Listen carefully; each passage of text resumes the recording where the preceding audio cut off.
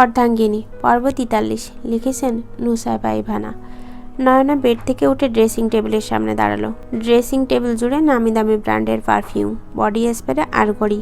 নয়না একটা পারফিউম বের করে তার ঘ্রাণ নিছিল। হঠাৎ আয়নায় জিয়ানের প্রতিবিম্ব দেখে সামনে ফিরে তাকাতেই নয়না জিয়ানের বাহুতে ধাক্কা খেল। নয়না 2 কদম পিছিয়ে যেতেই জিয়ান নয়নাকে নিজের বাহুতে আগলে নিল। নয়নার হার্টবিট, শ্বাস নেওয়ার ধ্বনি সব বেড়ে গেছে। প্রথমবার কোনো পুরুষের নগ্ন দেহের ছোঁয়া। নয়নার কেমন হাঁসফাঁস লাগছে। সদ্য শাওয়ার নিয়ে বের হয়েছে জিয়ান। উন্মুক্ত শরীর জুড়ে বিন্দু বিন্দু জল, কোমরে তোয়ালে জড়ানো। জিয়ান নয়নাকে নিজের সাথে আরও একটু মিশিয়ে নিয়ে নয়নার কানের কাছে মুখ নিয়ে ফিস ফিস করে বলে, এইটুকুতেই জমে গেলে? এই পুরো আমিটাকে কি করে সামলাবে পুঁটি মাছ? নয়নার মুখ থেকে কোনো কথা বের হচ্ছে না। নিঃশ্বাসের শব্দ ক্রমশ বেড়ে চলেছে। এ কেমন দম বন্ধকর অদ্ভুত অনুভূতির সাথে পরিচিত হচ্ছে নয়না। জিয়ান নয়নাকে ছেড়ে দিয়ে বলেন, তোমার নাম নয়না, একদম পারফেক্ট। নয়না একটু সোয়াও সয় না। না মানে এতটুকু পরিমাণ কাছে আসাতেই তোমার প্রাণ যায় যায় অবস্থা। পুরোপুরি কাছে গেলে শ্বাস বন্ধ হয়ে পুঁটি মাছের মতো লাফাতে লাফাতে শেষ না হয়ে যাও। গভীর ভালোবাসা দিলে তো প্রাণও বেরিয়ে যাবে বোধ হয়। তখন তো আমার জেল ফাঁসি হবে। নয়না নিজেকে সামলে নিয়ে বলে, আপনি কি ফিডার খাওয়া বাচ্চা? আপনাকে আমি সামলাবো? উল্টো আপনি আমাকে কিভাবে সামলাবেন সেটাই চিন্তা করুন।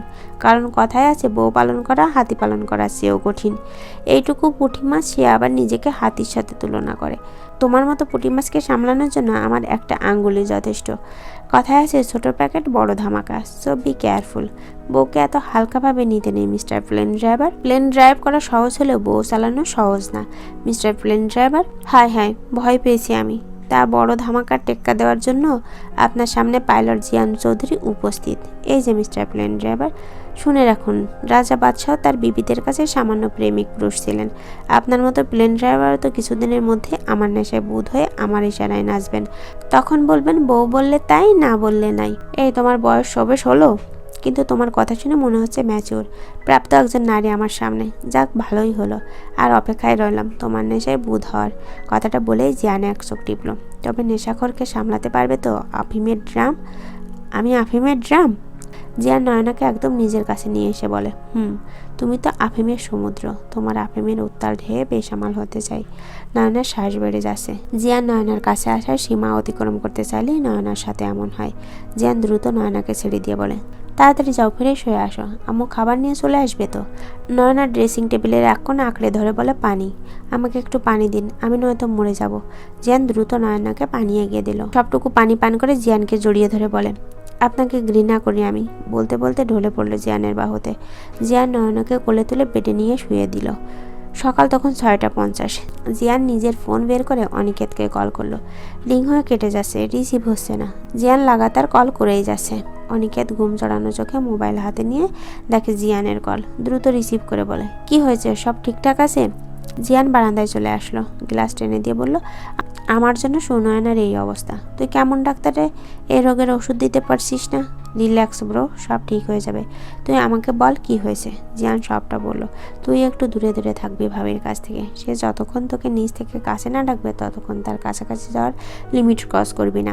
ভাবি তো এখনও ট্রমা থেকে বের হতে পারেনি। তোর স্পর্শ গভীর হলে ভাবি ট্রমায় চলে যায়, যার ফল প্যানিক অ্যাটাক হয়, আবার জ্ঞান হারিয়ে ফেলে। একটা মেয়ের জন্য এত জঘন্য অতীত ভুলে যাওয়া সহজ নয়। আজ একবার ভাবিকে নিয়ে আমার বাসায় চলে আয়। নতুন বাসা আমার বাড্ডাতে, লোকেশন সেন্ড করে রাখবো। জিয়ান কল কেটে নয়নার মাথার পাশে বসলো। নিজের প্রতি ঘৃণা হচ্ছে জিয়ানের। আজ তার জন্য এই অবস্থা। ফুলের মতো মেয়েটার অনুশোচনায় কুড়ে কুড়ে শেষ হয়ে যাচ্ছে ভেতর থেকে। নয়নার কপালে আলতোভাবে ঠোঁট ছোয়ালো। মাঝখানে কোলবালিশ রেখে শুয়ে পড়লো নয়নার পাশ ফিরে। ঘুমন্ত নয়নাকে অপরূপা লাগছে, যেন নয়নার চেহারা জুড়ে ফুটে উঠেছে সরলতার প্রতিমা। স্নিগ্ধ সুন্দর লাগছে। জিয়ানের মনে পড়লো তার নানুর কথা। তার নানু একবার বলেছিল, মানুষ কতটা ভালো তার পরখ করার জন্য ঘুমন্ত অবস্থায় তাকে পরিদর্শন করলেই বোঝা যায়। ঘুমালে চেহারায় ফুটে ওঠে কে কেমন। এই কথা সত্যতা জানা নেই জিয়ানের। জাহিন অন্তর হসপিটালে মর্গে দাঁড়িয়ে আছে। তাদের সামনে শিল্পী বেগমের লাশ। কেউ তাকে হত্যা করেছে। লাশটা পাওয়া গেছে আরো 2 দিন আগে, বুড়িগঙ্গা তীরে বস্তাবন্দি অবস্থায়। অন্তর বলল, দেখে মনে হচ্ছে শ্বাসরোধ করে মারা হয়েছে। জাহিন বলল, ফরেন্সিক রিপোর্টটা নিয়ে নেয়। জামাল সাহেবকেও কি মেরে ফেলেছে নাকি সে জীবিত আছে? আমি বুঝলাম না। এমন কি কারণ থাকবে যে যার জন্য ওনারা শহর ছেড়ে চলে আসার পরেও তাদের ছাড়লো না? আমাকেও বিষয়টা ভাবাচ্ছে। রেপ করেছে তার মেয়েকে, তারপর এমন কি হলো যার জন্য তাদেরকে মেরে ফেলতে হচ্ছে? অন্তর বলল, আমরা কোনো গভীর জালে আটকে যাচ্ছি। জাল কাটবো বলেই তো নেমেছি।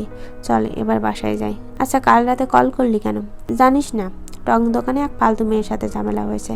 জাহিন হেসে বলেন, তোর কপালে এডিই জুটবে। শালা, একটা প্রেমও করতে পারলি না। প্রেম করা তো দূরে থাক, কোনো মেয়েই তো পাত্তা দেয় না। মনে হয় তোর না কন্যা রাশি। কতবার বলছি শালা না সুমন্দি বলবি। চুপ কর সুমন্দির পুত, বাসায় চল। আজ অনিকেতে বার্থডে ছিল, তাই আজ অনিকেত চেম্বারে বসেনি। সকালে শুধু ডিউটি করে চলে এসেছে।